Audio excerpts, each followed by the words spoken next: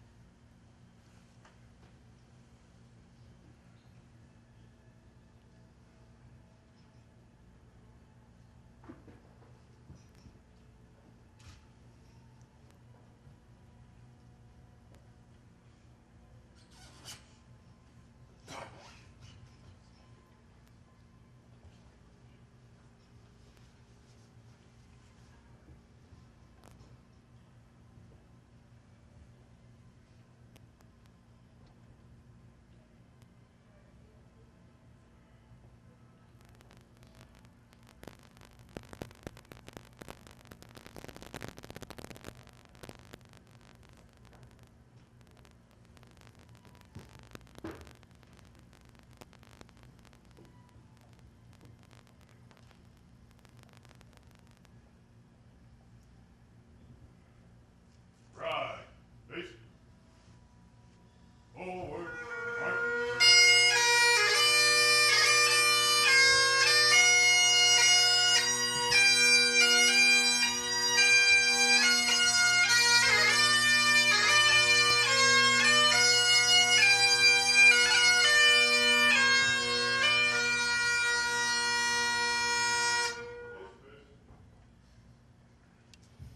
Please be seated. And good morning. Good morning. Welcome to our 13th Annual Groundhog Breakfast to benefit the Salvation Army. My name is Mark Warner. I'm the Executive Vice President of Triangle Credit Union, and I sit on the advisory board for the National Salvation Army. I've been on the advisory board, I think, 17 plus years and enjoy the work very much. Certainly a lot of supporters out here for many years, and we are in our 13th year. Certainly a lot of familiar faces, and I appreciate all your support over the years. I want to thank you all. Certainly a lot of familiar faces up here with a new face, and welcome, Governor, and look forward to future years as well, sitting here this morning. So that's kind of a lead-in for next year and so on, so appreciate that. It's been a theme already. It's been a theme, exactly. So appreciate that, and certainly looking forward to the one particular award this morning as well. And I'm not going to tell who that is at this point in time. But if you do look in the program, I think it might give you a few hints. But very looking forward to that award. This person has supported this event for many years. Certainly getting up bright and early each year with us, and so greatly appreciated. Not that I'm looking anywhere in particular, but so greatly appreciate all your support. A lot of good items over there. I'd ask that you certainly visit the silent auction table. And at this point, I'd like to invite Major Asit George, who is the second in command at DHQ out of Portland, Maine, for the Salvation Army, and he will give us our invocation. Major. Let's pray. Eternal God, we come in your presence this morning and bow before you, you who are the Lord God, creator of the universe. We are humbled that you choose us as your instruments to glorify and honor you. We're grateful for a great night's rest and are grateful for the calling that you have given to each and every one of us. We ask, O God, that we will exalt you, we will honor your name, and follow your standards and values in all that we do.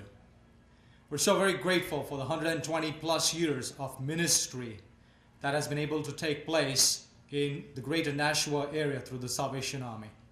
Thank you for using us. And we pray, O God, that in the days to come, your hand will continue to guide us and use us. We pray that we'll be able to instill by your grace and strength good values, strong moral character, and noble standards in all whom we meet. And I pray this prayer for each and every person here, so that we may elevate ourselves to be better human beings. Bless our fellowship, bless our conversation around the tables. We pray, O God, even now, for those who are poor and needy in our communities. Give us a burden for them. Lift our hearts to serve them. Open our eyes to see their needs. We pray for our service personnel, both here and abroad, that you'll bless them. We pray for our fire personnel who are serving so valiantly, that you'll bless them. We pray for our leaders at the federal level, at the state level, at the city level, that God, your wisdom and your love and your compassion will rest upon them, and that it is these qualities, the nobler qualities, that will guide us, so that we may honor you. Thank you once again for your presence here, and we ask, O God, that you continue to guide us, for we pray this in your holy name. Amen. Thank you, Major. Definitely a lot of people to thank this morning. I can't go through the entire list, and I'll certainly leave that to our Master of Ceremonies as well. But I certainly, once again, thank you all for coming this morning. Enjoy your morning, enjoy the breakfast. And at this point in time, I'll turn the program over to our Master of Ceremonies, Jennifer Horn. Thank you very much.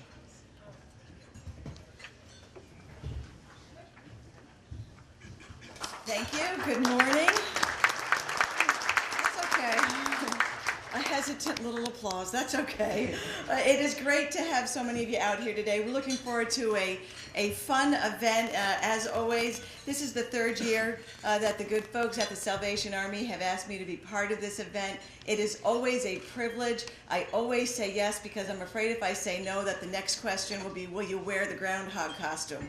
So I'm very happy to be up here instead of under the furry costume. The first thing I'd like to do really is just introduce you to the folks up here at the table with us today. They have all been committed to this effort for so long. Starting all the way to my right, you just heard from him, Mark Warner from the Triangle Credit Union. He is the chairman of the committee event for the Salvation Army for the Groundhog Breakfast. Jamie Tobridge, our favorite person from Yankee Magazine, who joins us every year. We're so pleased that he's back again this year. Of course, from the Salvation Army, the guy that makes the magic happen behind the scenes, Major David Moore, and visiting us from the Salvation Army, Major, I see George to my left. Sitting next to him, our new governor of the great state of New Hampshire, Governor Maggie Hassan. And from the beautiful Gate City, our favorite, although I've got to be careful, Bernie could be in the room. I was about to say our favorite, okay, our favorite then, absolutely, our favorite Mayor Donnelly Lozo.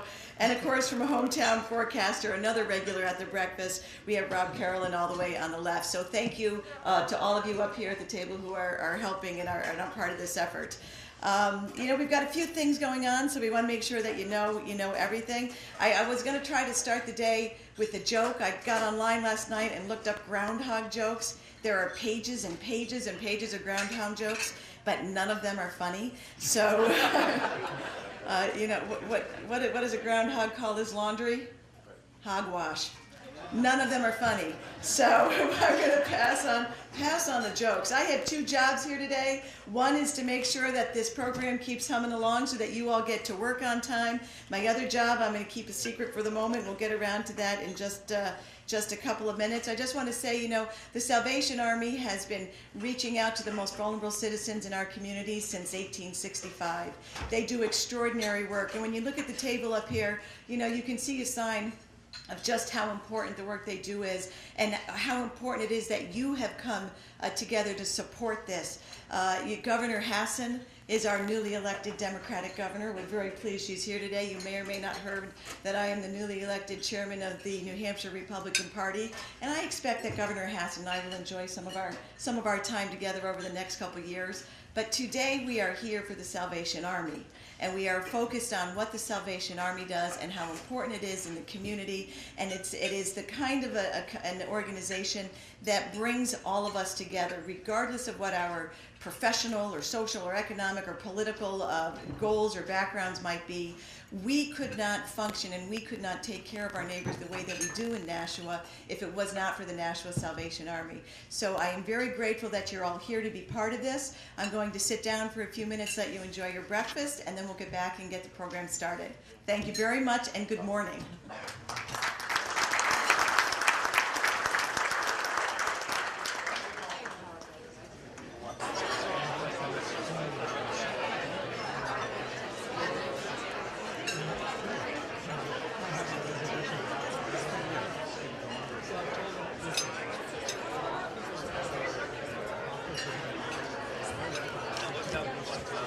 Okay, we're going to get our program started. Please continue to enjoy your breakfast.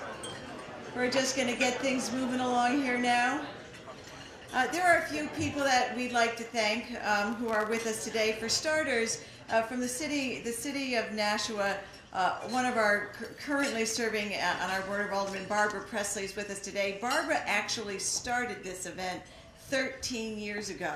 And if it wasn't for her vision and for her heart for the Salvation Army, we would not have been able to do the good that we've done over the years. So, Alderman Presley, thank you so much.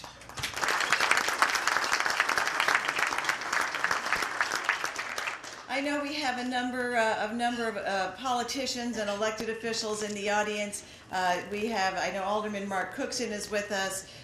Former candidate for governor Kevin Smith is here. I'm trying to look around and see all the faces. I saw Senator Peggy Gilmore come in the door. There are a number of folks. Senator Betty Lasky's with us. And I know that there are more of you out there. We thank you for your support. We thank you for coming together from both sides of the aisle today to support a very important effort here in our community. Also joining us this morning, and we'll be talking with him a little bit more later, we're very happy to have our honoree with us today, former Governor John Lynch, joining us up here at the front table today. Thank you so much, Governor, for continuing to support the Salvation Army. And he should be applauded also.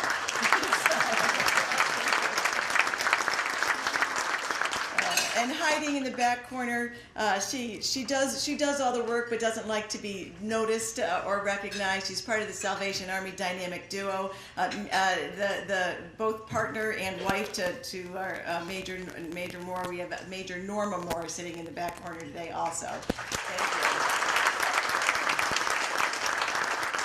And I also just very quickly want to say thank you to the entire Board of Directors of the Salvation Army. The chairman of the board is Tom Jenkins. He's with us today, but it's everybody on the board that makes things happen, and we're so grateful for all the hard work that they do. There are ways for you to start helping the Salvation Army right this very second. I know that you're thrilled to have this opportunity. There's the silent auction taking place over to my right. You see all sorts of great sports memorabilia and other really cool items over there. Feel free to get up and move quietly around throughout the program. Figure out what your favorite item is. Keep your eye on it. Make sure you keep bidding it up so that you win it and so that the Salvation Army wins the benefit of your participation as well. And in case you didn't see it as you came in the door earlier today, there are groundhog pins. For a very small contribution of $20 to the Salvation Army, you get to walk around all day today wearing your pin, bragging that you are a supporter of one of the finest organizations in the community. So I encourage you on your way out or during the program to go out and get a pin and make that contribution as well. I'm very pleased to introduce our first guest today. He is a regular at the Groundhog Breakfast. It would not be what it is if it were not for him. I'm very happy to welcome Rob Carolyn from the Hometown Forecast Services to give us our Groundhog Day weather forecast.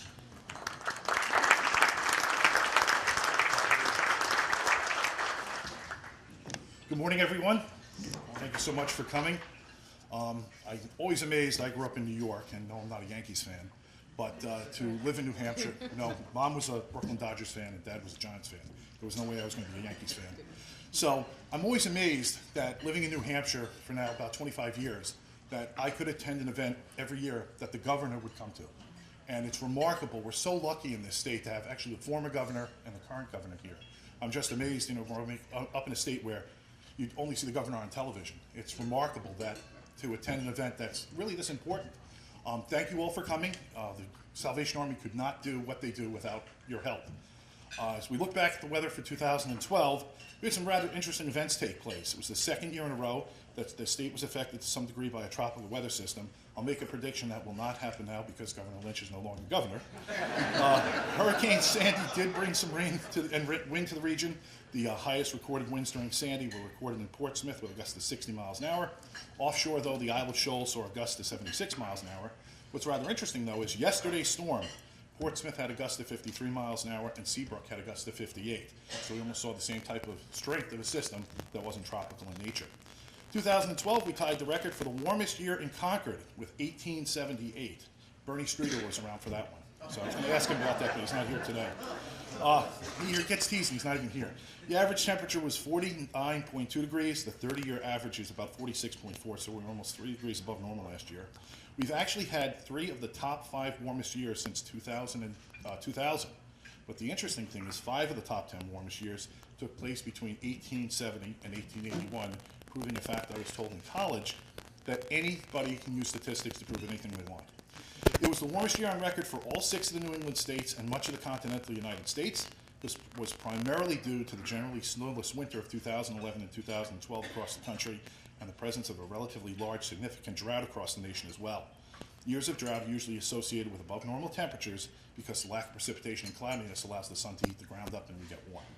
This year is the 15th anniversary of the ice storm that affected the state in 1998.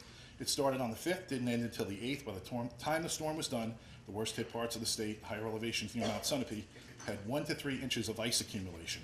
Over 1 million people in New England had no power. It was the year that people were showering in car washes in Quebec because they had no power for 3 months. And it was followed 2 weeks later by another ice storm that knocked out power to 200,000 homes and businesses. This pattern was due to an active El Nino. Last week's cold weather was the coldest we've seen in 5 years, and some areas in northern New Hampshire in the last week have seen their temperatures change by almost 80 degrees between their lows last week, which were about 30 below, and highs yesterday that were around 50. Snowfall so far for the year has been below normal. Our heaviest storms were between Christmas and New Year's Day. We're currently looking cold and relatively dry, though we may see some light snow on Sunday and again Tuesday or Wednesday of next week. Temperatures are forecast to remain below normal to near normal between the 1st and the 7th of the month. And it looks like they'll moderate into mid and late February. It could actually run well above normal by the end of February. March is looking to be a cold, wet month for us. Tomorrow, Groundhog Day in Puxatawny. The forecast is cloudy. There may actually be some snow, so it means Phil will not be able to see his shadow, signaling an early spring. The official Granite State Groundhog Gathering forecast for today, becoming mostly cloudy at times. There is the chance of a couple of flurries, highs 23 to 28. That is cooler than the 59 we had yesterday. Partly cloudy, lows near 20 tonight. Clouds and sun, maybe a flurry on Saturday, 30. And some light snow is possible Sunday, especially in the afternoon, highs around 30. Now, for the folks who have been attending each year, I subject you to this, unfortunately, my groundhog poem. So far, it's been a winter of change. To us here in New England, that may seem strange. One day it's cold enough to make our toes freeze. The next day warm enough to put some leaves on the trees. Rain and wind followed by cloudless skies. What will be Mother Nature's next surprise? Some think greenhouse gases are the reason. Others think it's just because winter is a fickle season. All I know is whatever the cause, each February 2nd we take a moment to pause. We wait and wonder what will Phil see in PA. Can he see a shadow or will clouds be in the way? This year it's looking like his shadow will hide and fresh snow could actually cause him to slide. An early spring, he said, is headed our way. Sunshine and mild temperatures soon will be here to stay. But before he's done, he's given us another reason to cheer. His final forecast, with Valentine gone, the Sox will win at least 80 games this year. Thank you.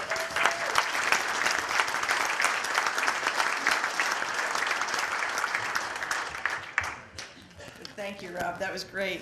I'm very pleased to be able to introduce our next speakers as well. You may not know that the Salvation Army services over 22 million people across our country every year. And here today to share a story to make that very personal to you, I'm very pleased to introduce for our testimonial portion the Social Services Director of the Salvation Army, Rosemary Dykeman, and one of our parents, Jennifer Buskey.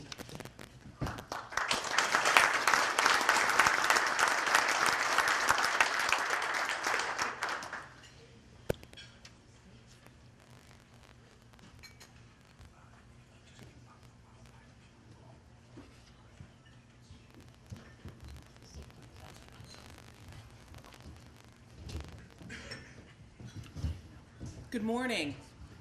We are really excited to be here this morning, and I want to thank you all. Jennifer has graciously came here this morning and was willing to talk about how the Salvation Army has touched her life. And I want to introduce to you Jennifer, and we're just gonna kind of do a little question and answer. Can you just start with telling us how you got involved with the Salvation Army? About 5 years ago, a dear friend of mine, Mike Harper, he's worked through the Salvation Army for several years, and he had an opening for a summer program for my son to volunteer. Sorry, my voice gets shaky when I speak. and my son ended up volunteering for the summer for a couple of weeks, and he loved it. And he introduced that to my daughter. My daughter is now 10, so this has been about a 5-year span. And so I signed her up for the after-school program, and she's been going ever since and loves it, absolutely loves it. Can I ask you, you mentioned to me that your daughter has been involved with all of our youth programs, Yes. Camp Sebago, the after-school program, and our summer day camp. Can you tell us how that has impacted your life, your daughter's life, your whole family? I've had a couple of devastating things happen to me in the past couple of years. I've become a single parent, lost my home, so it's been a rough time, and so I need to keep my job and work. So financially, it was a struggle to afford daycare for me, and without even asking, the Salvation Army just came up to me and said, "We want to sponsor Olivia for summer camp."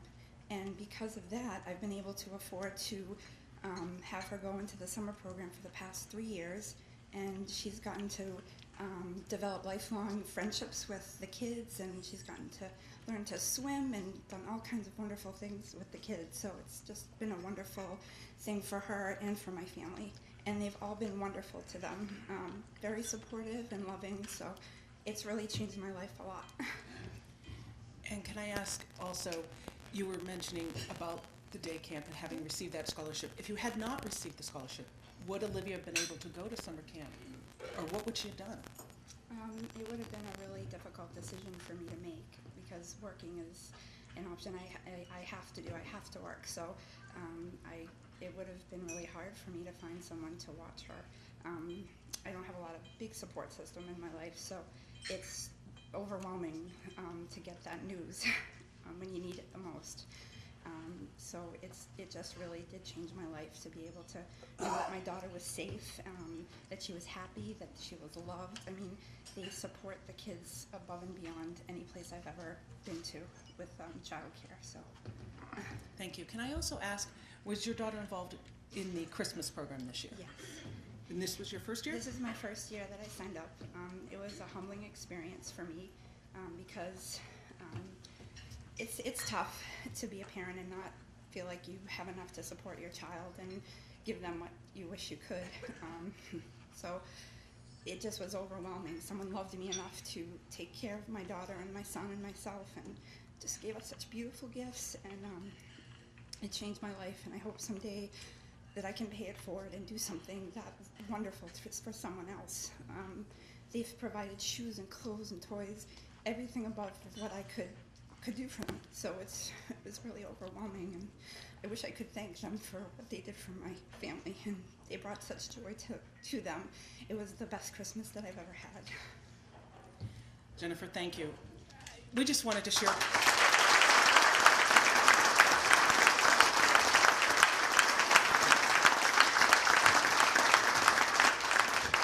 It takes a lot of courage to come forward in front of a large group, and especially early in the morning, and to share this story. But Jennifer really wanted to get involved and to let people know how the Salvation Army has impacted her daughter, her son, and her whole family.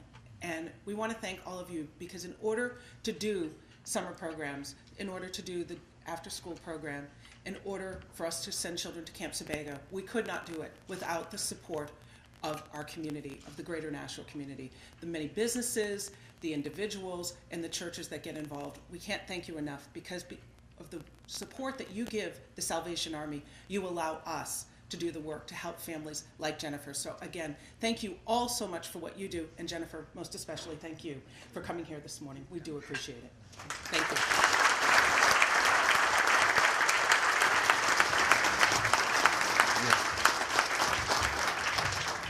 Jennifer, you said you hope someday you can pay it forward to the Salvation Army. You just did. By sharing your story, helping us to do what we need to do today to keep that chain of generosity and compassion and assistance going. I told you when we started I had 2 jobs. One was to keep us on schedule. So far, so good. And this is my second job. And that is to help make sure that Olivia and other young people like her continue to have the opportunity for day camp. You know, I told you over 22 million people across the United States are helped by the Salvation Army every year. Right here in our own community, over 300 families every month pass through the Salvation Army food pantry and clothing pantry that they maintain at their facilities. Over 797 families were helped this Christmas. That came out to 1,856 children who had Christmas because of you and would not have had Christmas otherwise. See, Jennifer, you got me going now. I can see her back there. It is an extraordinary opportunity for a child who comes from difficult circumstances, or for a parent who is unable to offer that child the opportunities that they want to have the Salvation Army knock on your door and say, hey, would you like to go to summer camp? Those of you who had the opportunity as children, not just the formative opportunity of the social interaction and being at summer camp, but the joy, the fun, the carefree experience of really being able to just go out and run across an open field and enjoy the sunshine and the laughter and the total lack of worry or care is what summer camp is all about.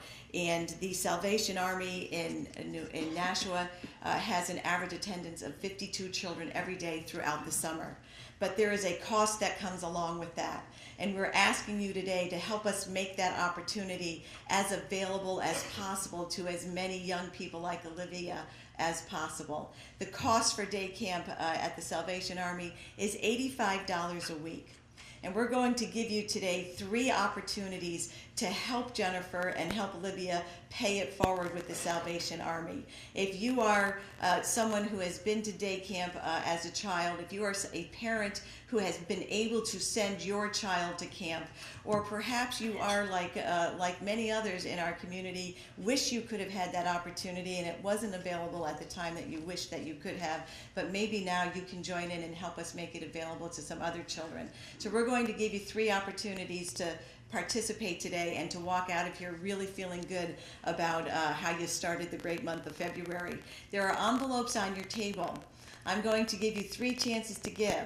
You're going to raise your hand and let me know when I hit the participation level that feels good for you. All you have to do is write a check or take out the cash, put it in the envelope, hold it in the air, and we've got folks from our team all over the room. They're going to come out and just start taking it from you. I hope that by the time we get to the end of this, that every person in this room will be able to have their hand in the air. We are so grateful for our table sponsors, so many great businesses in our community who participate in this. Access Nashua, is it Access? I'm sorry, I've got the wrong list in front of me. I thought did I leave my table sponsor list over there? Okay, you know who you are. We are all so happy. Here we go. American Medical Response, Ed Stebbins, Fidelity Investment, Lowell 5 Cent Savings, Nashua Firefighters Local 789. We love you guys. Nashua Lumber, Peters Auto, PSNH, St. Joseph Hospital, TJ Painting, TMSG, Mass Mutual, and the Telegraph. You are so supportive of us every year. We so appreciate it. And now this is the chance for all the individuals to get in on the fun. I'm going to start with, would you like the opportunity? Would you like the joy of knowing that you were able to make it possible for 2 children to go to camp for a week this summer? That's at $170. I'm going to ask all of you to really think about it. I know it's a lot of money, but for $170, you can change the outcome of this summer and offer a support network that would not otherwise be there for 2 kids. If you think that you can join us at $170, I'm going to ask you to just raise your hand and let us know so that we can get the group going here a little bit. We're going to have folks out all over the place. Thank you so much. We have 2 over in this corner, ladies. Get your eyes on them, track them down. We've got another one in the front. We've got another one. I saw. Thank you over here at table 15. We love table 15. Anybody else? We appreciate your generosity. Make sure somebody gets up front here to Mr. Warner. We're not going to let him off the hook just because he's on the board. So thank you so much. That's awesome. We're going to keep going with this. We have a lot of kids out there that need your help. For just $85, you can send a child to summer camp. You can create an opportunity that, as Jennifer just described to you, will change the life of a child in our neighborhood. So how many of you can please join us today in making this happen for the kids at $85? thank you so much for just $85. Ladies, keep your hands up in the air so we can make sure we get to you. We've got folks at table number 3, folks at table number 10, folks over at table 14. Here we go at table 12. Let's make sure all the way over to my right. I think we had somebody working that side of the room. I can't see the table number, but I see a yellow slip up in the air. If we could get somebody over there. And up here at the telegraph table, thank you so much. Just $85, friends, and it makes such a difference in the lives of these kids. It's a support network. It's a safe place to be. And as I said earlier, it is a week or more of just carefree. Table 10 still has an arm in the air. Thank you so much at table 2. Keep putting our hands up so we can be sure to come and get from you what we need. You can just tuck it in the envelope on your table, fill out the little form there that goes with it. Any more at $85? We've got another one. We've got 2 more over here, ladies at table 5 and table 3. And I saw a hand up at table 5 also. Thank you so much for that. I can't tell you what a huge difference. Table 2, I see an arm up at a couple hands up at table 2. Let's keep going, keep collecting them so we can. And here's the best part. Every single person in this room can help. If all of us together, every 2 of you that participate in the next level is going to help us send a child to camp. And that's the great thing. The Salvation Army is all about us working as a team, all of us coming together. I see hands raised back at table 8. We'll keep picking those up. I'm going to ask, will you please help us at just the level of $40?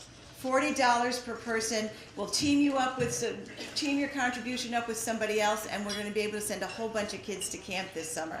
So at $40, we're trying to get at least 52 kids to day camp every day. I'm going to ask you to raise your hand now, please, if you're able to do $40, and we'll make sure. And please keep your hands up in the air. We don't want to miss the chance to take your money from you. So keep your hand up in the air. I see hands in the back corner here at table 8. We've got a hand up at the front table here to my right also, and right here at the table closest to the door. I can't see the table number. Is that table 9? Thank you. Table 9. Just $40, folks. It's an easy way to reach out and make a difference in the life of a child in an opportunity that you rarely have. You can leave here today, honestly, and I feel so passionately about this. The summer camp is a program my husband and I have been involved in for many years. We see these kids every week. We see it on their faces. We know what a difference you're making in their lives. You can walk out of here today feeling really good about the fact that you have changed the life of a child in some of our most vulnerable neighborhoods. So I'm going to ask you, if anybody else got your hands up, $40. We've still got our folks going. Yeah, here we go right here at table 12. I'm going to keep pushing until I see a few more hands. We need just a few more. And thank you for getting up to check your silent auction items. Anybody else who wants to make sure that they're part of the silent auction, this is your last chance. Table 8, table 5. Ladies, if we could get over to table 8 and table 5. Thank you all very much. Any more? I don't want to miss anybody. With table 7, table 9 is still waiting to be picked up. I know table 5 and I see it right here in front of us here. Is that right there? Yep. You gotta raise your arm high in the air so we don't miss you. I know that some of you feel like I'm not seeing you. Okay. This is your last chance to check the silent auction, friends. If there's an item over there that you're tracking, this is your chance to get to it. Did we pick up all? Anybody have a camp contribution that we missed? Right here at table 12, ladies. We've over here to my left at table 12. Thank you. Okay, I want to thank you all very much. You just did an extraordinary thing, and because of your generosity, summer camp for the Salvation Army gets to continue. Thank you all very, very much. I appreciate your support.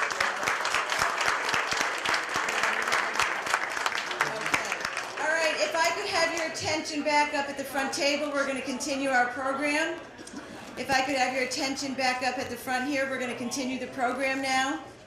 I just want to make sure that we have enough quiet so that our speakers are able to participate. Please continue to check the silent auction as you please. That's going to close in just a few minutes. It's really a privilege for me to introduce our next speaker. I've been so impressed by her efforts for many years. The first time I met her was on the radio when she was running to become mayor of our great city. And from that day forward, I have to tell you, I think she's one of the great, strong women leaders in our state. And I'm so pleased that she is once again supporting the efforts of the Salvation Army, Mayor Donnelly Lozo.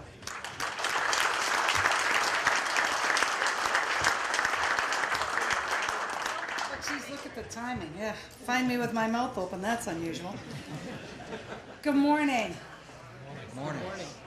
Good morning. Good morning. Doesn't that feel better? Okay, so those in line at the silent auction, no pushing, no shoving. You know how that is. I remember coming home one time, having won an item at a silent auction, and said to my husband, "I won this at the silent auction." And he said to me, "No, honey, you don't win. You bought it." That's what I meant. I beat somebody else to buy an item. You know, we are so lucky in this city. I always tell folks, you know, we have such a great community. Governor Lynch, welcome back.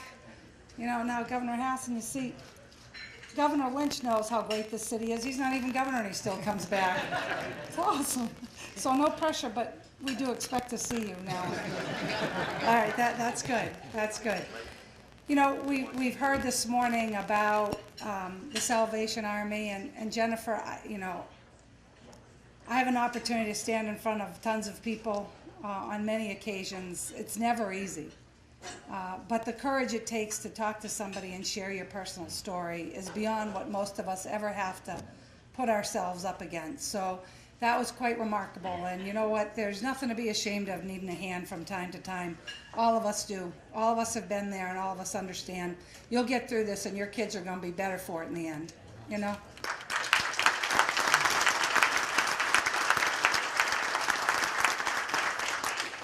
So you heard about summer camp. All of us love summer camp, and if we can do a little something and make sure more kids go, all the better. But I want to take a minute to tell you a little bit about something else the Salvation Army does. They work hand in hand with so many of our local agencies, and they pay attention to what's going on here today.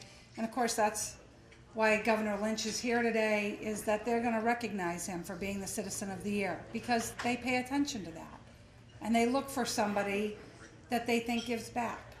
And so I just want to take a moment to thank the Salvation Army for all that they give back. So they work hand in hand with our fire department. I was going to say police, but no, these guys in red today. So let me tell you about some of the numbers. So in response to building fires, brush fires, search efforts, hazmat incidents, storm-related incidents, and disaster drills, in addition, they send individuals to training meetings each of the 12 months of the year. The Salvation Army volunteered working with our Nashua Fire Rescue. In the last year, they volunteered 812 hours. They served 2,493 individuals. They provided 780 meals and 5,938 snacks. And that's another part of the Salvation Army. Because I think when we think about the Salvation Army, we think about the guys that do the red kettle, which we know makes a difference. We think about the kids that they help in their programs and in their summer camp. But we don't often think about what they do with our firefighters. You know, to provide that service. You know, I've been to fires at 3 o'clock in the morning, and I know what it's like to look up and see a truck that has warm cocoa in it and a little something to get people that are displaced, a little something, and to keep an eye on our firefighters. And I want to thank you for that. It really makes a difference in this community. And as I'm sure the governor will tell you, and the former governor will tell you, government can't do it all. We just can't. You know, it's a balance. You know, back in the day, people used to keep an eye on their neighbor. Trouble is today we all have just too many neighbors to be keeping an eye on to help out, right? So we need groups like the Salvation Army and others. And those of you this morning that helped out by raising your hand, that was a bonus. Those of you that couldn't raise your hand today for your own reasons or because you've already given to somebody else or something else that you care about this year, you were here this morning. And that helps too. So if we all keep working together, we'll keep Nashua as remarkable as it is and something we can all be proud of. So enjoy the rest of your morning. Oh, wait. We talked about the Red Sox. So Sunday. So I'll leave you with this thought. Probably should have left you with a thought about Salvation Army, but I don't want to forget this. Okay, so Pats fans? Yes. Right? Nod. Okay. I mean, we're New England fans. We get through the rough times too. They did great, right? They got pretty close. So, of course, when the game's over, I looked at my son and I said, well, I guess I'm going to be a 49ers fan. He looked at me and said, I think you ought to rethink that. I said, really? Because I figure he's going to be as mad as I am. And he said, would you rather be beat by the team that almost won the Super Bowl or by the team that won the Super Bowl? Good point. Good thing we have 2 days left to figure it out, don't you think? Have a great day.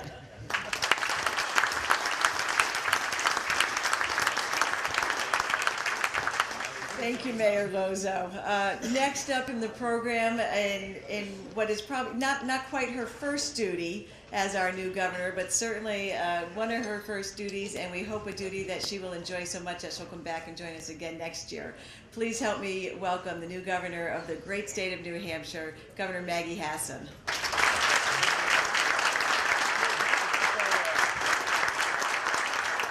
Thank you, Jennifer, and good morning, everybody. Good morning. We'll try that again. Good morning, everybody. Good morning. Better. I'm always interested in morning events, how awake the crowd really is, and we're gaining steam here, so good work, everybody. This is such a quintessential New Hampshire event. Rob made the point that what other state could you be at where you have a groundhog breakfast in a dining room like this with the former governor and the current governor? And the answer is, in New Hampshire, you can find events like this all over the state because we are a state that does things together from the ground up. And one of the things that Governor Lynch and I both are just honored to have been able to do, and I'm now honored to be able to do it, is to be out with the people of New Hampshire in our great citizen democracy. This is a place where we make change from the ground up with 424 elected legislators in Concord working with their governor and with their executive council to move the state forward. And it's a really great honor to be able to lead the state in that effort. And I bring you all greetings from Concord, where in fact 424 legislators and the executive council and your governor are all working really hard right now to move the state forward. And so, you know, that's kind of exhibit A of what makes New Hampshire special. But it doesn't end there. Jennifer, you were so kind and brave to honor us with your story this morning. And I want to echo the words of the mayor. This room is full of people who have needed help from time to time. And what makes New Hampshire extraordinary is that we're an all hands on deck kind of state. We all pitch in to help each other out so that we can all share in opportunity, create opportunity for each other. And when we do that, we all share in the success and the prosperity that is our state's hallmark. So there are many people here who have benefited from the kindness of others, and you too will have a chance to pay it forward, as many people in this room have. To the Salvation Army, I can only echo what the mayor has already said. Again, this is a state of partnerships. This is a state where everybody, no matter what their role, comes together to help each other out. And government can't do it alone, citizens can't do it alone. I think one of the things that the Salvation Army is so gifted at doing is helping us all remember or understand what it might be like to be in someone else's shoes and then act accordingly. So I thank the Salvation Army for the work you do. I thank you in particular for this morning, for the programs that this breakfast will support for our young people throughout Nashua, and I know the Salvation Army is replicating this work in other parts of the state and New England and the country and world as well. To my wonderful predecessor and good friend John Lynch, thank you for being here and congratulations. The only complaint I have so far is everywhere I go, people say, Governor Lynch was here every year. So you're going to be here every year too, right? And we're working on that. You know, I can't say enough about how grateful I am to Governor Lynch for all the wonderful leadership he provided to this state over the last 8 years.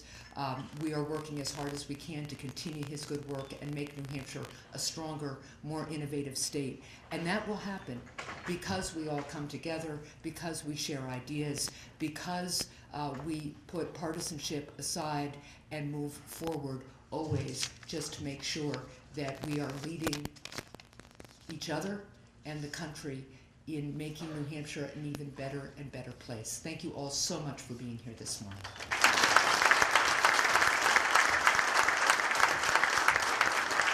Thank you, Governor Hassan, and we really are so pleased that you're with us. Thank you for that.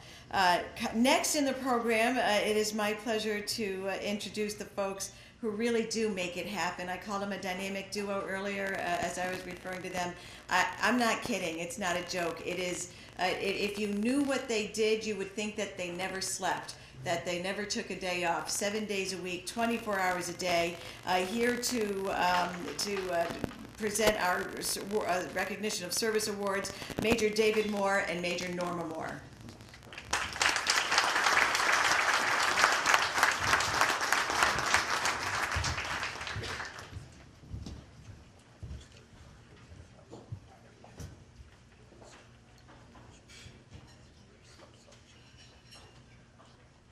Good morning.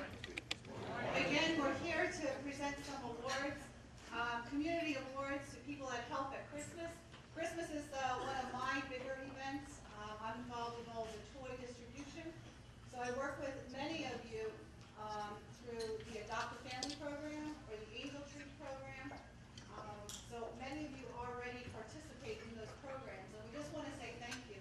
We really want to say thank you again to the Telegraph. Without the Telegraph and the Santa Fund money, we wouldn't be able to serve the number of families that we service. But it takes even more than that, honestly.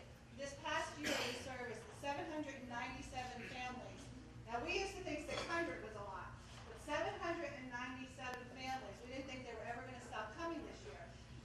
At one point, we were very nervous. We didn't know if we were going to have enough toys for an overflow, but we did because of the generosity of all of you out there. Everybody in Nashua pitched together, and we were able to not only service them, but have some leftovers for next year.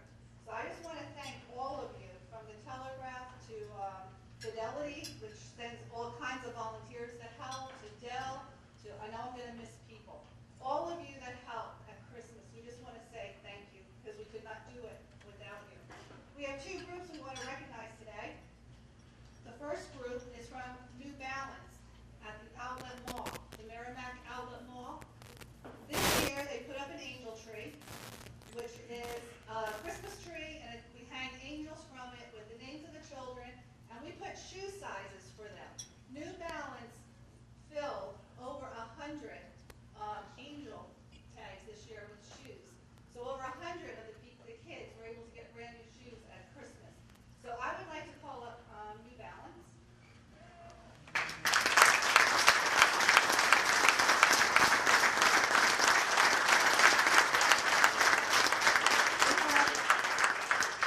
We have Deb Roach, and Margaret Brenner. Did I get it right?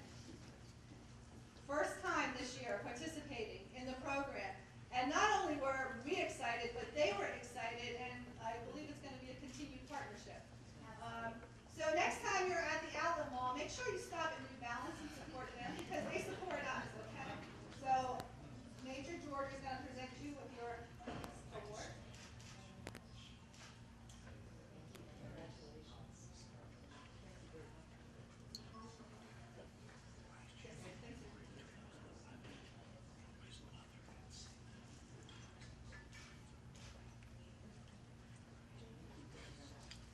And the next group, this is really neat.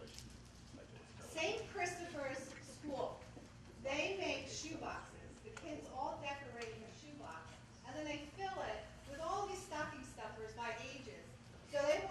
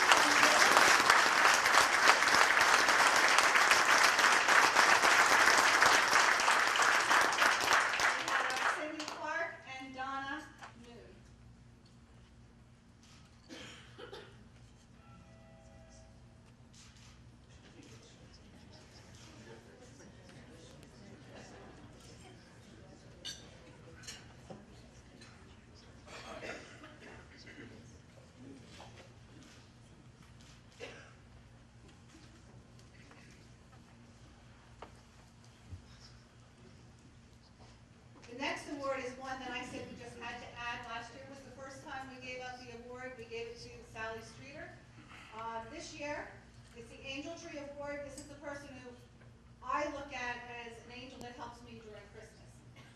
We do not have a large staff. In fact, we have a very small staff. You've already met 3 of us, I think, that are here. That's it.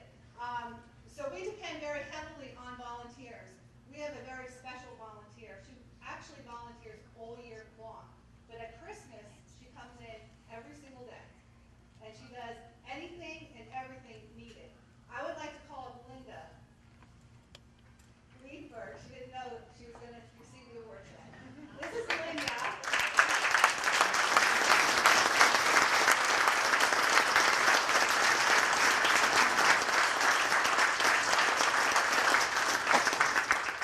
Surprised you. Yes, I did. Linda is there from morning till night, and I'm not kidding you when I say night. Sometimes we're there till 9 o'clock at night still, filling the bags for the toys, right?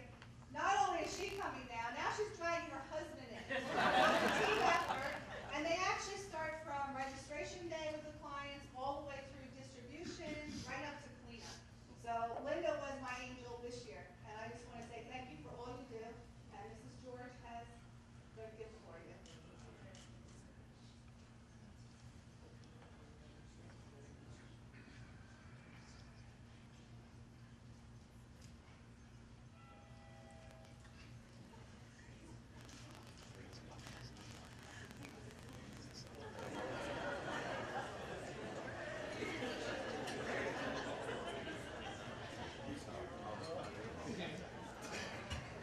Now, this year for the Bell Ringer Award, we wanted to try something a little bit differently, especially since the person who was going to get the award is not here this morning.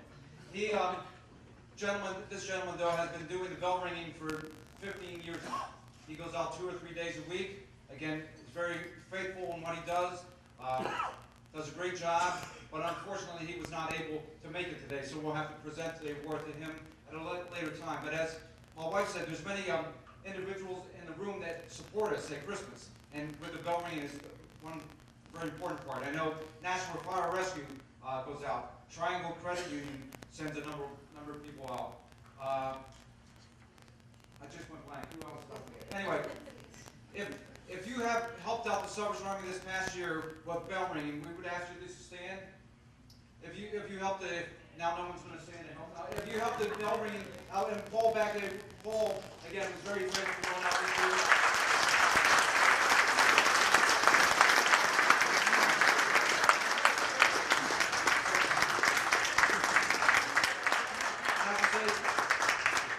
If you didn't help this year, if you helped in the past, anyone in the past, if you'd like to raise your hand or just stand.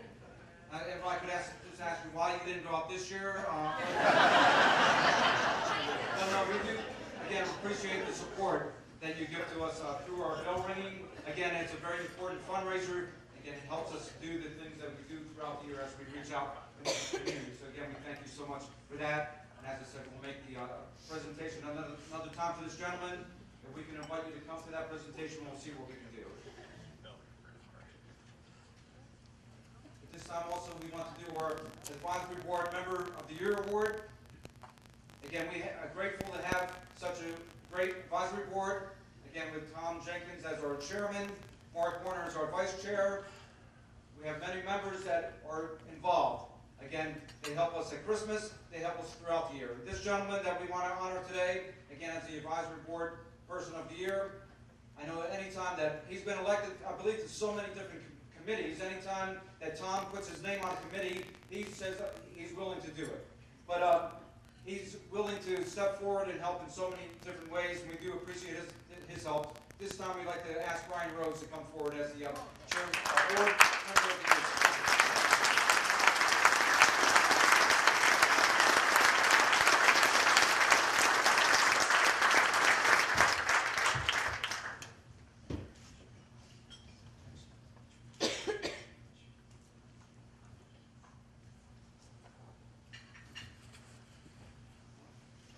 Going to say he's also one of Nashua's finest.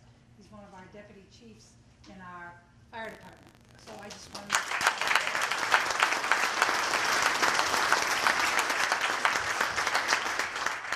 And before we do the Citizen of the Year Award, we have another award that is not on the the program. I'd like to ask Mark Warner and Tom Jenkins to come. You know, again, Mark has been involved in this event for many, many years, but we were looking at the last 5 years. Mark and Tom have a friendly competition. Again, Tom, well, I believe it's friendly, but Tom does our Apple Fest again in October, which is a huge event. And again, Mark is involved with this event. For the last 5 years, they kind of have this competition. Who brings in more money? Now, again, every year, Groundhog seems to average a little over 20,000, 25,000 or so. Apple Fest started slow. Again, the first year, I think we did 9,000, and then went up to 18,000, then 26, then 38. And so we've been averaging very good on both of them. If you go back to 5 years, again, through the competition, 5 years, now we figured it out. They both have raised over $100,000 through their events for the Salvation Army. One is about $200 ahead of the other. We will not tell you today. That will be for them to have to fight out and figure out. But again, we just want to honor Mark and Tom today for all the help and support that they give.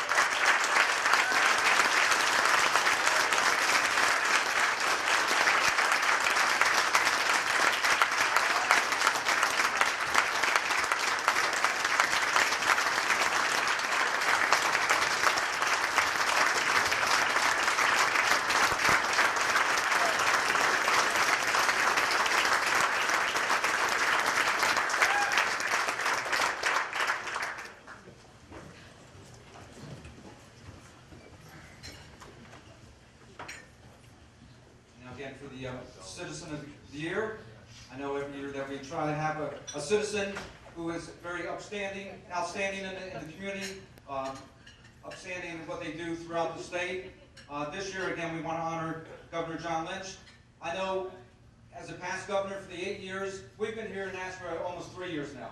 Now, our first Groundhog Breakfast, Governor Lynch was not able to make it because of the weather. I believe we had 16 inches of snow between Wednesday night and Thursday morning, but I know he was here in spirit, and I know we had around 80 people here that day. We were appreciative of all that came that day, but he's a very big supporter of the Salvation Army. Again, you have to see his bio that isn't the program, but I know he supports the Salvation Army here in Nashua, again, through coming to the Groundhog Breakfast. He's a big supporter of the EDS team, but he supports the Salvation Army throughout the state. Again, he knows the importance of what we do, and he's a very big supporter. I know I saw a picture of him back in December, I believe, with the kettle kickoff over in Portsmouth.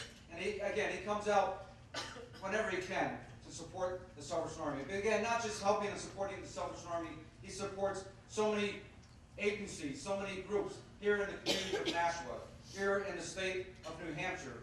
And again, for all that he has done while he has been in office this past 8 years, and all that he will continue to do.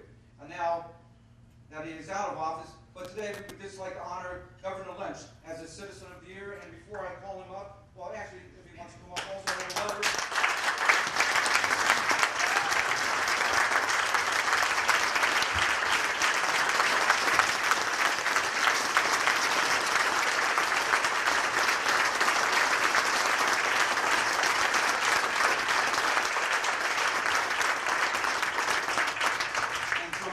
Senator Kelly Ayotte, she could not be here today, but she sent this letter to Governor Lynch.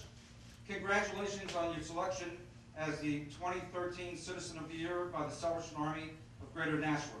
I am delighted to see your commitment to this community being recognized with this award. The Salvation Army does wonderful work for the people of New Hampshire and beyond. Their dedication to caring for those in need is truly remarkable. To be chosen as Citizen of the Year by this great organization is a well-deserved tribute to your character and selflessness. Thank you for your many years of extraordinary service to the people of New Hampshire. Best wishes, Kelly Ayotte, United States Senator.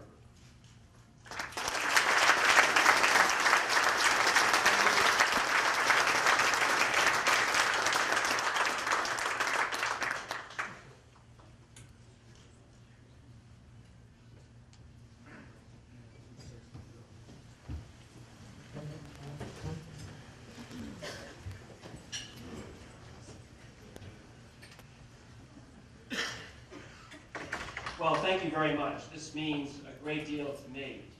I want to also echo what's been said about Jennifer and your sharing your personal story with us. It was inspirational, I know, to all of us. The courage that you displayed, it was just so heartwarming, so thank you very much. As I've said before, since I've been governor during my 8 years, we had 3 100-year floods, an ice storm, a windstorm, a tornado, and the mayor consistently blamed me for those natural disasters. And I said to the mayor, that's not fair. But I can tell you that in January, after I left office, my wife and I went away for 10 days, and the weather back in New Hampshire was perfect. So maybe the mayor is on to something in terms of the cause and effect. I remember after one of the disasters, I was in Merrimack, and the family in Merrimack had lost everything. And there were strangers from other towns helping the family bring stuff out, put it in the dumpster, including the floorboards had to be removed from the home. It was so bad. And a block away, there was the Salvation Army truck delivering coffee, food, supplies, and hope to that family. And that's what the Salvation Army is all about, making a difference in the lives of other people. I don't think there's anything more noble that we can do with our lives than to make a difference in the lives of other people, that because of what we do, other people are a little bit better off. And that certainly goes to the very mission of the Salvation Army. So I'm delighted to be here to support the Salvation Army. I want to thank the Salvation Army because of what they do. Greater Nashua and all of New Hampshire are much better off. Thank you again. Thank you all for coming, and have a great day. Thank you.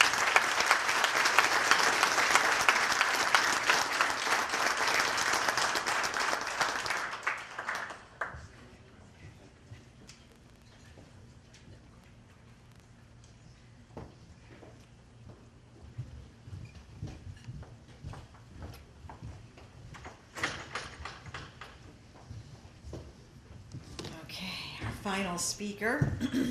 This is fun every year. The folks from Yankee Magazine have been supporting the Salvation Army since I think the beginning of this breakfast. Those of you who read New Hampshire Magazine may be aware that Yankee Magazine are spreading their wings and expanding their literary and publication base. They now own New Hampshire Magazine and a number of other operations underneath that. We're really very pleased to welcome back again for a little New Hampshire wit and wisdom from Yankee Magazine, Jamie Trowbridge.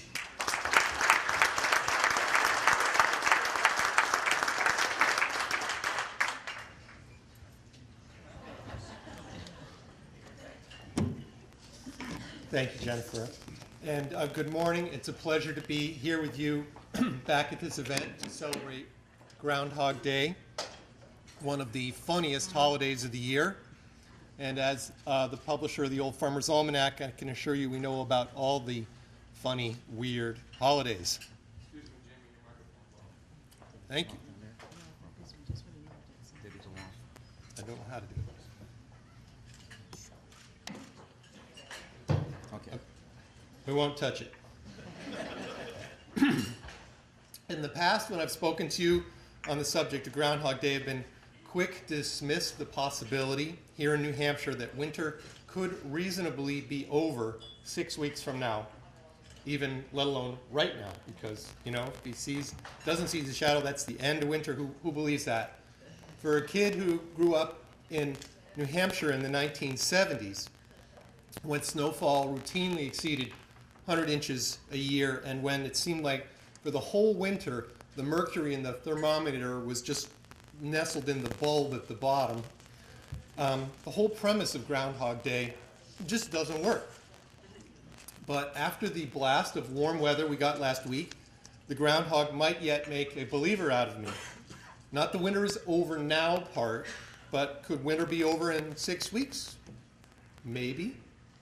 It's easy to look at last year's mild winter as an anomaly, and Rob spoke about the statistics, but I was looking at the Lake Sunapee Chamber of Commerce booklet the other day, and they had the dates for ice out on Lake Sunapee.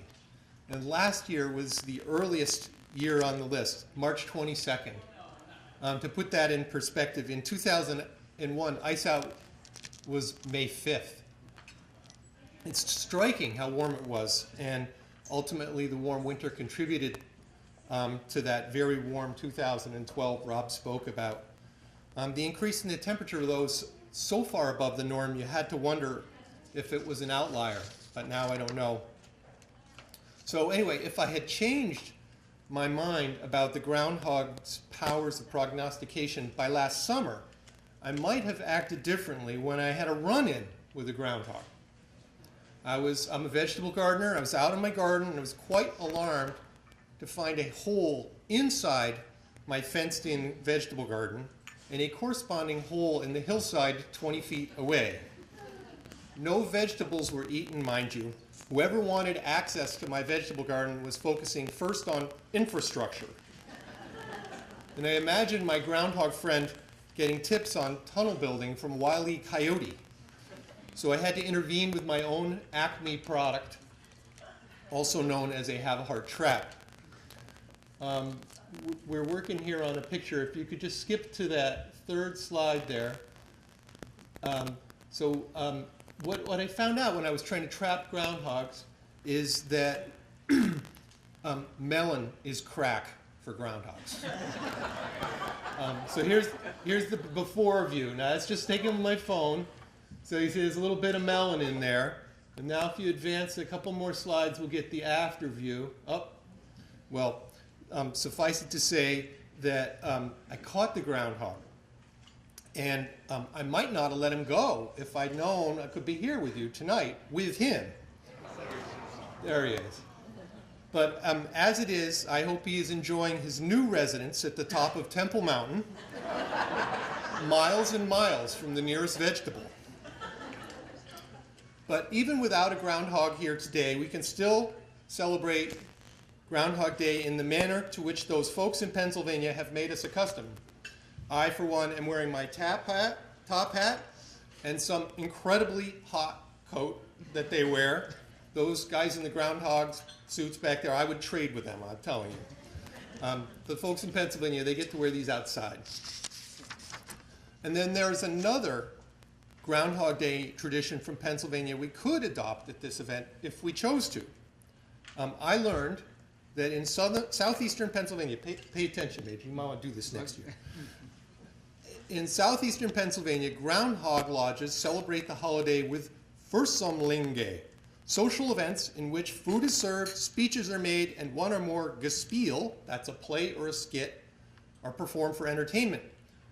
Here's the important part. The Pennsylvania German dialect is the only language spoken at the event, and those who speak English pay a penalty, usually in the form of a nickel, dime, or quarter per word spoken, with the money put into a bowl at the center of the table. Mark, you could beat Tom out with this. Maybe next year you're going to have to all bone up on your Pennsylvania German dialect before you come next year.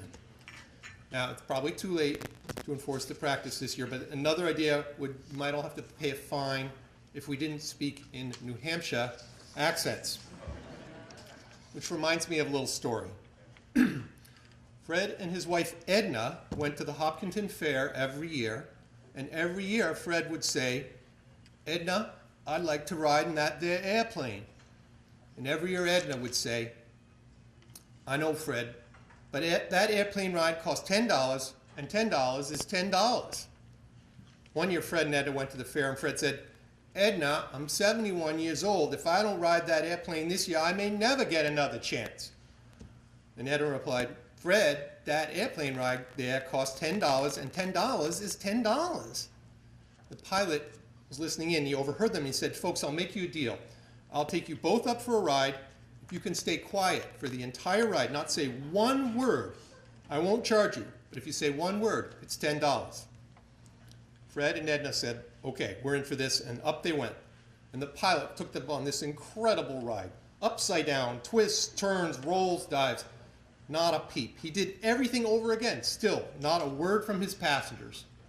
And they landed, and the pilot turned and said to Fred, By golly, I did everything I could to get you to yell out, but you didn't. And Fred replied, well, I was going to say something when Edna fell out, but $10.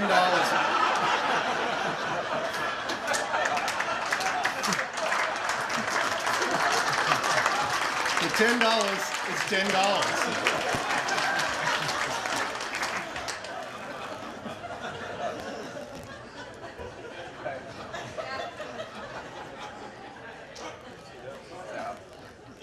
You're laughing because you can identify.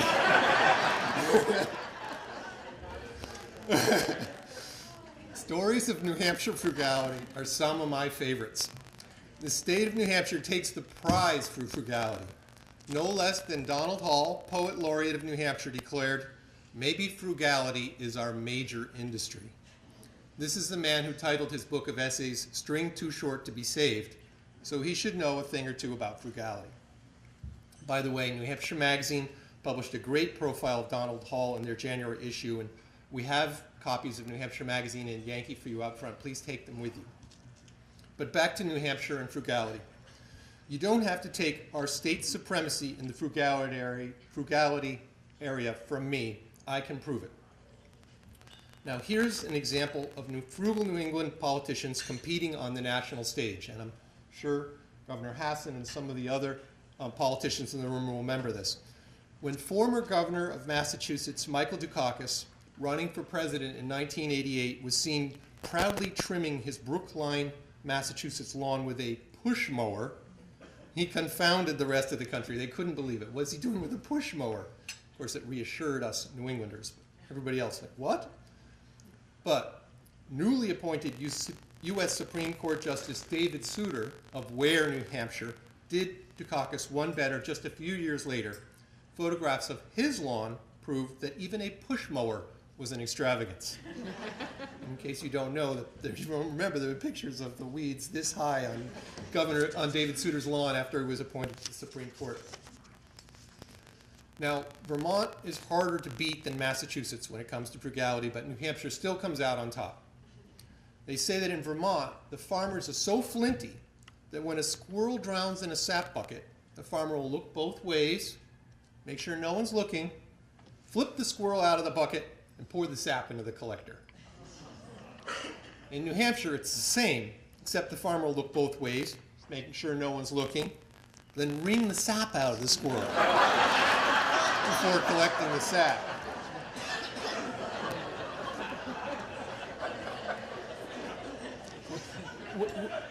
We all know examples of extreme frugality, going too far. The town coffin in Hancock, near where I live in Peterborough, is an example. Those thrifty Yankees in Hancock used the same coffin to bury the poor over and over. And in between burials, it was used as a chicken feeder on the local farm. I'm not making this up. It's right there in the Hancock Historical Society. I think we can all agree that's pushing it too far. And then there's the infamous New Hampshire roadkill auction, which used to be held up in Cohasconny. They didn't just auction off the big animals, small ones too, not the spatula stuff, as my uncle used to say. They say this auction no longer exists, but I believe it has just gone underground. But as extreme as we might be, there are practical applications to New Hampshire frugality too. For instance, we don't have to pay our legislators very much. In Vermont, this is how the legislators are paid. $604.79 a week during the session, $112 per day for special sessions or interim committee meetings, and the per diem rate to stay over at the state capitol is $101 a day for lodging and $61 a day for meal. In New Hampshire, conversely, for a 2-year term, we pay our legislators $200. If you're lucky enough to be an officer, you receive $250. Plus, wait, there's more, $3 a day for special sessions. These rates were set back in '89, as in 1889. Another example of the practical application of New Hampshire frugality is the Old Man of the Mountain Memorial. When the Old Man of the Mountain collapsed in Franconia Notch, people immediately asked, what are we going to do? There was some discussion about putting him back up on the mountain, but wiring enormous chunks of granite onto cannon just wasn't practical. Some then suggested that they remake the old man out of foam, but that fought against another strong New Hampshire value, authenticity. Judd Hale, Yankees editor-in-chief, joked that maybe we should just paste pictures of the old man on lenses of the viewing telescopes in Franconia Notch. Now that was a practical and frugal suggestion. And when I shared the idea with Lori Klefos, New Hampshire's tourism director at the time, she said she'd already heard it from about 200 other people. And the best part, you can go up to Franconia Notch today and view the virtual old man through a telescope. When I was preparing for this talk, I was reminded that in 1991 we produced a special issue of Yankee called In Praise of New England Frugality. This is the cover. It's a stitched sampler that says, use it up, wear it out, make it do, or do without. And it was really fun to reread this issue. There were features with titles such as Charlie MacArthur says he can heat your house with dirty diapers, Shrewd Deals, Hard Bargains, and Terrible Acts of Thrift, and my favorite, what do you get when a tightwad marries a cheapskate? I want to read to you a brief passage from one feature called In No Other Part of the Country Are the Rich So Cheap. There comes a time for every child to discover that his parents, far from being the paragons of normality that he has always imagined, are actually rather peculiar. In my parents' frugal WASP household, that moment came for me when I was 8. My father was driving me home when he suddenly stopped the car, climbed out, and bent over a crumpled white shape by the side of the road. I was sure he had spotted a dying cat or a bag of money or something extremely interesting. Instead, he had found a bath towel. To judge by the way it lay there, all flat and stiff as cardboard, the towel must have been there for some time. Even at 8, I knew that you leave something like that right where it is. But my father picked up the towel, gave it a quick flap that sent a cloud of dust and grit fluttering into the air. Then he examined the material in his outstretched hands for a moment with an appraiser's eye. It's perfectly good, he declared. Perfectly good. That is a great expression if you think about it. If live free and die weren't such a good motto, I'd recommend we go with perfectly good. It would look good on a license plate, you have to admit it. Of course, if we're going to change our state motto, that opens this huge debate. You would have to also consider it might come in handy. In my mind, it's a toss-up between them. The motto on our license plate is another great subject, and I'll spend just a minute on this before I close. Don't get me wrong, I think Live Free or Die is terrific, but it's fun to think of others that capture the spirit of New Hampshire. Going back to Groundhog Day, how about In Mud We Trust? Because if you think it's good news that the winters are ending earlier, you had better consider the consequence, an extended mud season. At Yankee, the editors have noticed the change in winter weather and they are adjusting their editorial planning accordingly. In the March-April issue of the magazine, we offer a feature called Mud Season, New England's newest tourist draw. The subhead is, forget foliage, snow-covered hills, and summer on the lake. Now there's another reason and another season to visit New England. We're boldly proposing the following events to the tourism industry. The Mud Sculpture Invitational, the Muddy Road Rally, in which entrants receive extra points if they locate any of last year's participants, several of whom haven't been seen since they left the starting line. Mud shoeing, that's a way you can take advantage of your snowshoes if there's no snow around. And my favorite, bobbing for boots. You stick your arm into that tub of muck and see what you can pull out. A pair of shoes, hiking boots, hubcaps, maybe even a complete front axle. For all our sakes, I'm hoping that my friend, the groundhog on top of Temple Mountain, will see his shadow tomorrow morning, so we'll have at least 6 more weeks before the beginning of mud season. Happy Groundhog Day, and thank you for your support of the Nashua Chamber and the Salvation Army.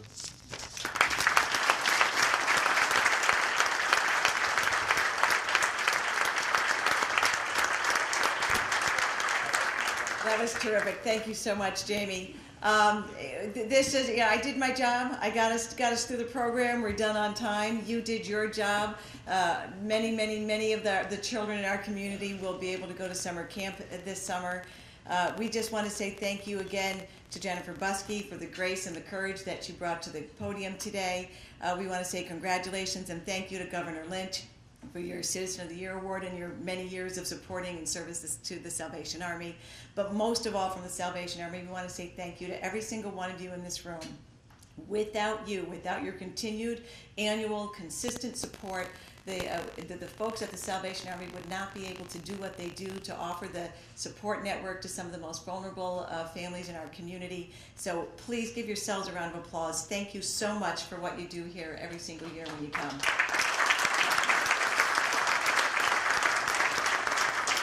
And to wrap things up, we're going to welcome Major David Moore for our benediction. Oops. Oh my gosh, we have, that's right, I forgot. Thank you. Then, oh my God, there's so many of them. That's right, I forgot. You all spent money at a silent auction. And then well, we've got a couple minutes in this. Good. So we're, okay, Ray Allen autograph to Tom Shaughnessy. Is that the? Yes. Tom, thank you. Just Ray Allen autograph, Tom Shaughnessy.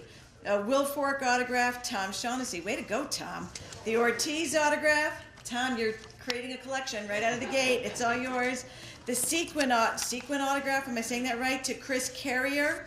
Frazier versus Ali to David Moore. Rocky Marciano, David Moore. Boston, Lord of the Rings, Mark Warner.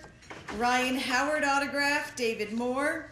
Middlebrook autograph bat, Mark Warner. But we had some very dedicated bidders today. 2 Southwest airline tickets. I didn't know we were auctioning that off. I would have gotten in on that one. Tom Shaughnessy. 2, let me see, Centipede ski lift tickets to John Doran. 2 Red Sox tickets to Len Gerzon. Len, you know who you are if I'm saying it wrong. A free quarter-page full-color ad in the Telegraph to Tom Shaughnessy. 2 Celtics tickets to Mr. Taylor, Doug Taylor, to Doug Taylor. 2 Celtics tickets to John Moore. Black Mountain 4 ski passes to John Doran. 4 Red Sox tickets with parking. That's great. Doug Taylor. And a Gamma Jewelry gift certificate to Michael O'Rourke. And the Rondo autographed basketball to Tom Shaughnessy. But Tom, your wife's going to kill you. Thank you all so much for your support. And now for our benediction. Thank you. Again, before the benediction, I want to thank everyone for coming this morning. Truly appreciate all your support that you give us, not only today, but throughout the year as we serve people, again, in the community. I just want to point out, again, the boxing ones that I bid on, they're for my son-in-law. He's supposed to be paying me back, hopefully, for those. But the Ryan Howard, I should mention, I'm a big Philadelphia fan. Again, Philadelphia Eagles, but Maris, as I've been here in New England, in Nashua, I'm learning to become a Boston fan. I'm slowly learning to become a Patriots fan. But I will be going for the Ravens this Sunday because it has a long history in my family. Actually, that city was named after my great-great-great-grandfather, Baltimore. So I have a very closeness to that city. But again, thank you for coming today. And would you pray with me now? Again, Father, we thank you for your grace and for your mercy. We thank you for the love that you give to us each and every day. We thank you, Lord, for the many friends and supporters that we have here today. We thank you that they serve this community, that they serve the Salvation Army, and that they serve you as they reach out to those less fortunate. Again, we just ask that you continue to be with them, bless them today. We just ask that you would bless the city of Nashua, that you would bless our great state of New Hampshire. Again, be with the leaders, be with each and every citizen. And now, Lord, again, we thank you for all that you do for us. And we praise you today in thy great name. Amen. Again, thank you so much.